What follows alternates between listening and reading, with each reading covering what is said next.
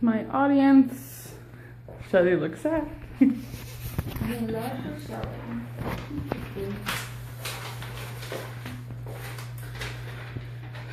Show your hands. Sorry. Has anyone here had sex before? Yes. Yes. Yes. Her face. Has anyone in here been paid to have sex before? No. No? Okay. Well, I noticed you kind of frown on it. You're like, it makes people uncomfortable. Obviously, the act of prostitution is illegal here in the U.S. with the exception of Nevada.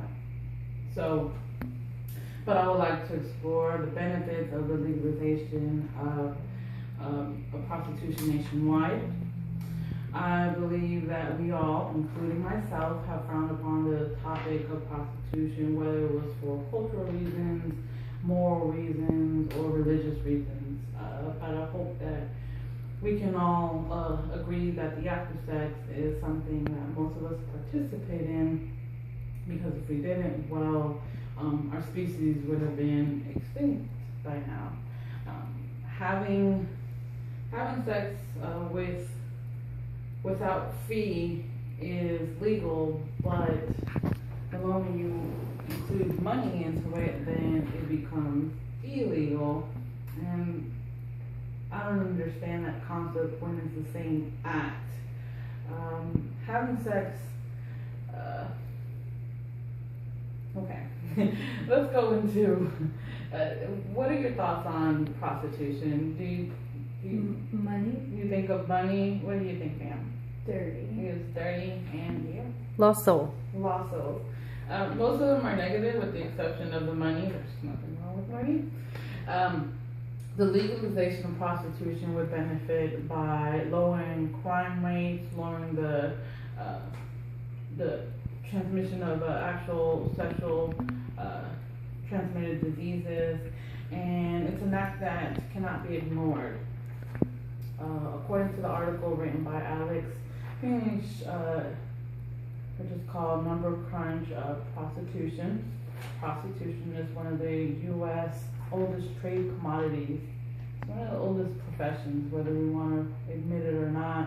The article goes in by explaining that John Smith noted in 1607 the English sailors would trade provisions for money, sassafras, I don't even know if I'm saying that right, furs, or love. He was referring to love as paying for sex.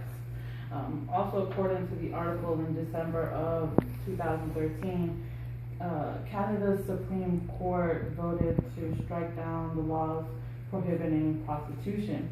The vote was 9-0 in favor of prostitution becoming legalized. So even this is being adopted in Canada.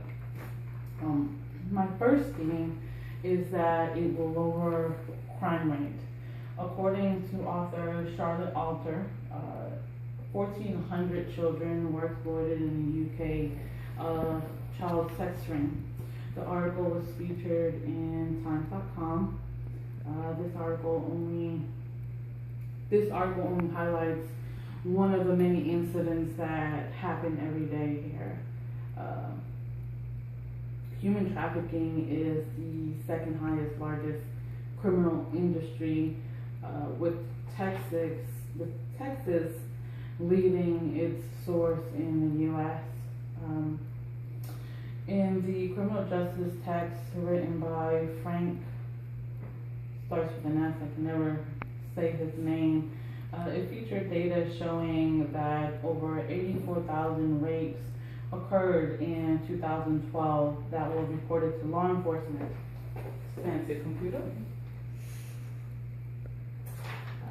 That's the graph that he used in the textbook.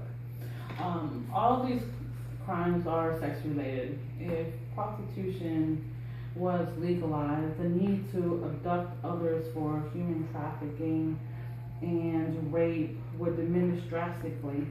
The demand would reduce be reduced to the accessibility to sex through prostitution. My second theme, a decrease in sexual transmitted diseases. Australia is actually one of the countries that have embraced the legalization of prostitution.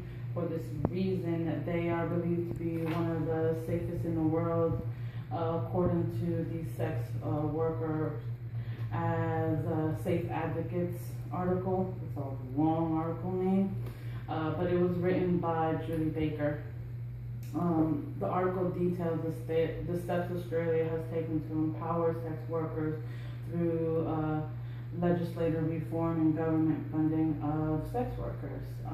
Another article called Positive Impact of Increased Using Condoms, something like that. It's another long article name, but the legits of it is that HIV prevention programs among female sex workers actually decreased the number of HIV infected from 53.3% to 30% in the year 1993, when it started from 93 to 2008.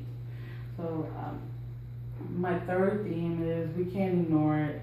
Jim Norton wrote an article called In Defense of Johns. Within the article, he admits that he spent an unimaginable amount of money on the act of purchasing sex. He even states, I'm not ashamed to pay for sex, and other men shouldn't be either. He also used actor Charlie Sheen as an example. Charlie Sheen confessed he spent $50,000 in 1 year. This right here is a diagram of comparing murders and rapes in Omaha from the year 1995 to 2011.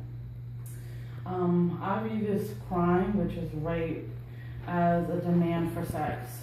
By denying legal accessibility, we are assisting the numbers to continue to rise. Fancy computer.